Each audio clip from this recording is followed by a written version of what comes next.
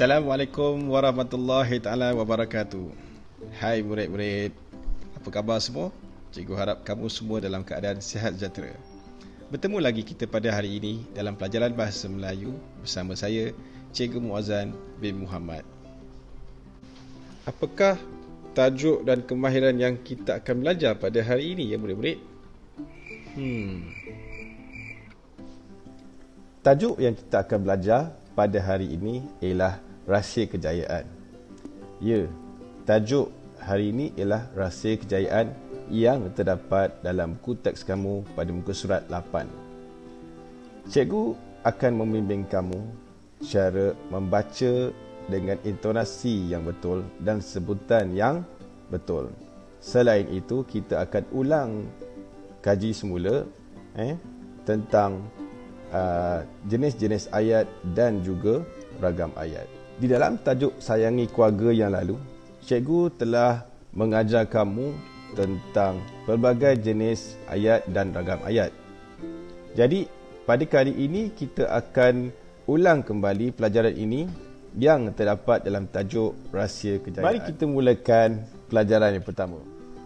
Cuba kamu perhatikan plot dalam dialog ini. Ini ialah perbualan antara Ruben dan Ibu Amar. Ruben telah berkunjung ke rumah Amar.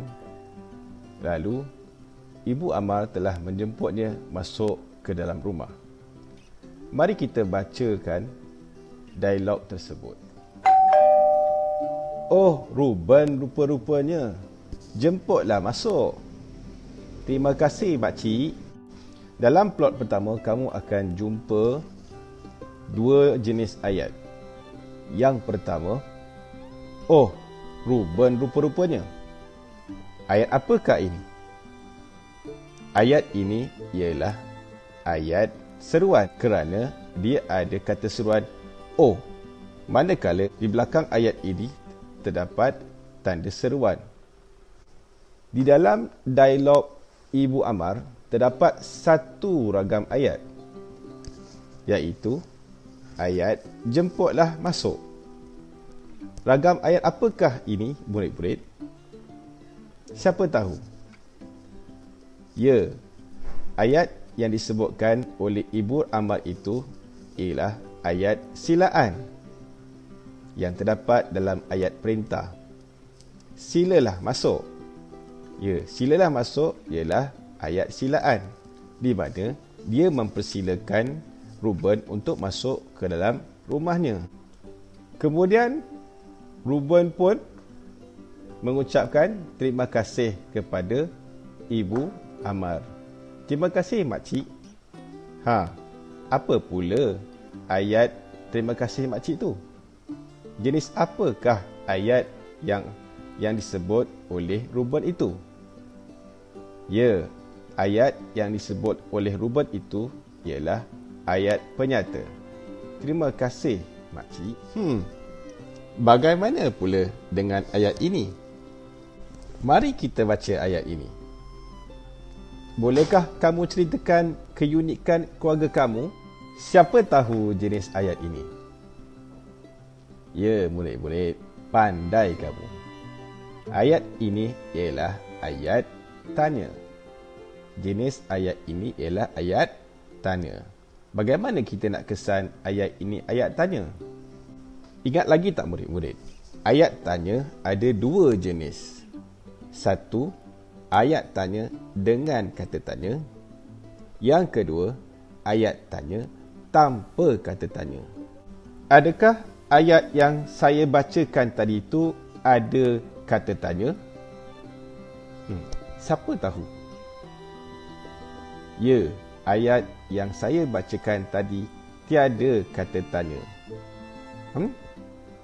Ada yang tak tahu kata tanya? Baiklah.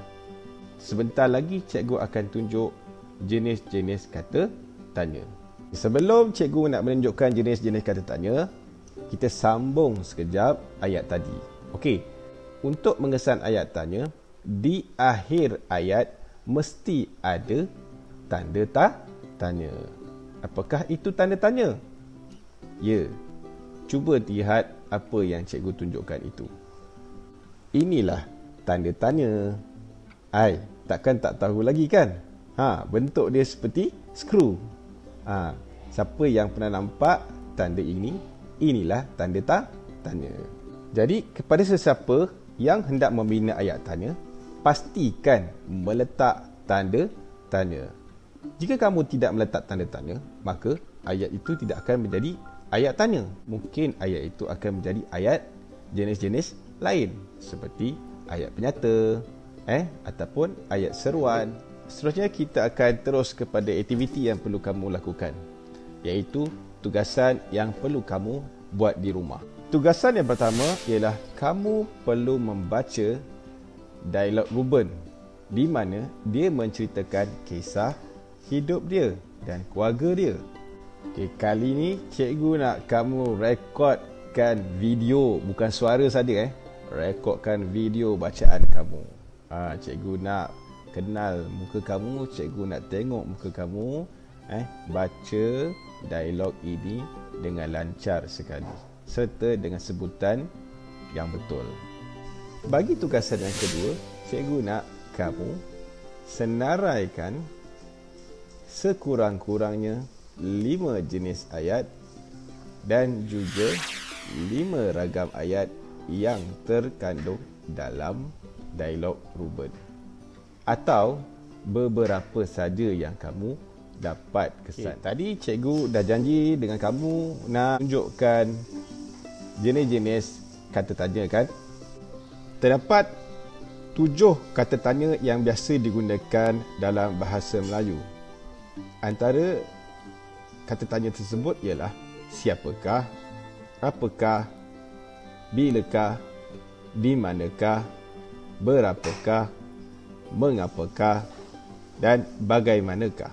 Jadi selepas ini bolehlah murid-murid menggunakan kata tanya ini di dalam pembinaan ayat tanya. Baiklah murid-murid, kelas kita telah pun sampai ke penghujung. Jadi cikgu berharap apa yang cikgu sampaikan pada kali ini dapat memberi manfaat kepada kamu dan menambah sedikit ilmu dalam pelajaran bahasa Melayu. Cikgu harap juga kamu terus berlatih dan membuat latihan-latihan yang diberikan oleh cikgu ataupun yang kamu buat daripada buku latihan kamu sendiri. Yang terakhir, cikgu nak kamu tonton video ini. Di dalam video ini, dalam cerita ini, cikgu nak kamu kesan ayat silaan dan juga ayat larangan. Ayo cepat, jangan berlengah lagi. Kita harus segera sampai di puncak Gunung Ledang. Baik, Laksamana. Apakah tujuan kalian semua datang ke sini? Silalah kemukakan kepadaku. Terima kasih, Nenek. Hamba ke sini bagi menyampaikan hajat Sultan Melaka untuk meminang Puteri Gunung Ledang. Baiklah. Biar Nenek berbincang dahulu dengan Tuan Puteri. Pulanglah. Pulanglah dahulu ke istana. Dan jemput datang semula selepas 2 minggu. Baiklah, jika itu permintaan Nenek. Namun, usahlah meletakkan harapan yang tinggi pada Tuan Puteri. Terima kasih, Nenek. Pesan Nenek itu akan hamba sampaikan kepada tuanku. Berjayakah Tuanku Sultan memperisteri Puteri Gunung Ledang? Dalam perbualan mereka tadi, terdapat penggunaan ayat silaan dan ayat larangan. Setiap ayat tersebut mendapat respon yang baik. Setakat ini saja pembelajaran kita pada hari ini dan kita akan jumpa lagi pada minggu hadapan. Assalamualaikum. Bye-bye.